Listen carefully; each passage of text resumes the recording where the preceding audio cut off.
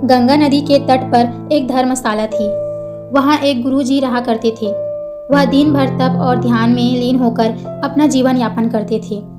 एक दिन जब गुरुजी नदी में नहा रहे थे, उसी समय एक बाज अपने पंजे में एक चूहिया लेकर उड़ जा रहा था। जब बाबा गुरुजी उसके ऊपर से निकाला तो चूहिया अचानक बाज के पंजे से फिसलकर गुरुजी की उंगलियों में आकर गिर गए।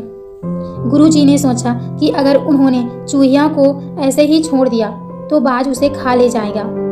इसलिए उन्होंने चूहिया को अकेला नहीं छोड़ा और उसे पास के बरगद के पेड़ के नीचे रख दिया और खुद को शुद्ध करने के लिए फिर से नहाने के लिए नदी में चले गए। नहाने के बाद गुरुजी ने अपनी शक्तियों का इस्तेमाल करके चूहिया को एक छोटी लड़की में बदल दिया और अपने साथ आश्रम में ले गए।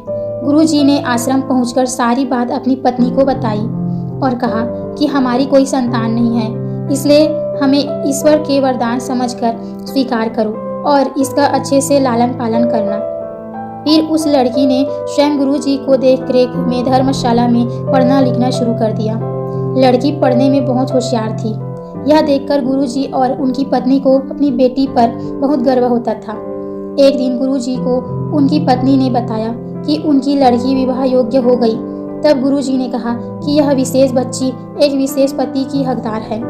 अगली सुबह अपनी शक्तियों का उपयोग करते हुए गुरुजी ने सूर्य देव को प्रार्थना की और पूजा की।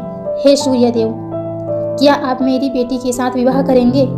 यह सुनकर लड़की बोला, पिताजी, सूर्य देव पूरी दुनिया को रोशन करते हैं, लेकिन वह असहनीय रूप से गर्म और उग्र स्वभाव के हैं।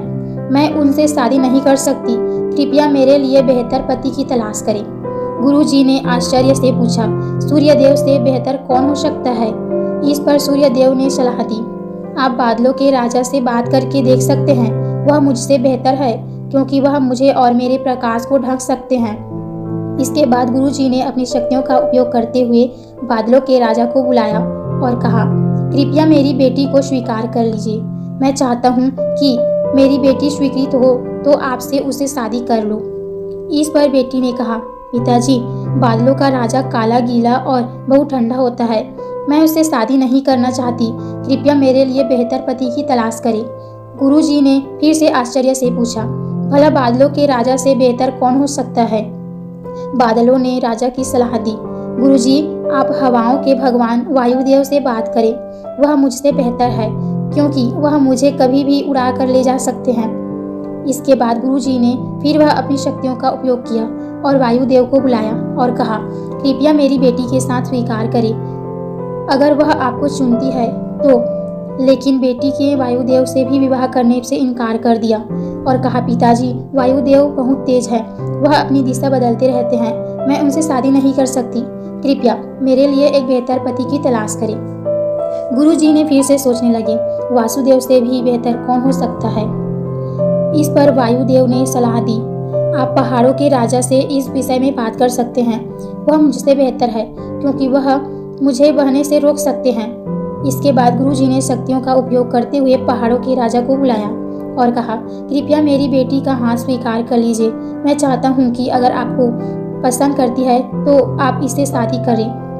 फिर बेटी कहा, पिता, पहाड़ों के राजा पर कठोर है, वह अचल है। मैं उससे शादी नहीं करना चाहती। कृपया मेरे लिए एक बेहतर पति की तलाश करें। गुरुजी ने सोचा, पहाड़ों के राजा भी बेहतर कौन हो सकता है? पहाड़ों के राजा ने सलाह दी, गुरुजी, आप चूहे के राजा से बात करके देखिए। वह मुझसे बेहतर है क्योंकि वह मुझ में छेद कर सकता है।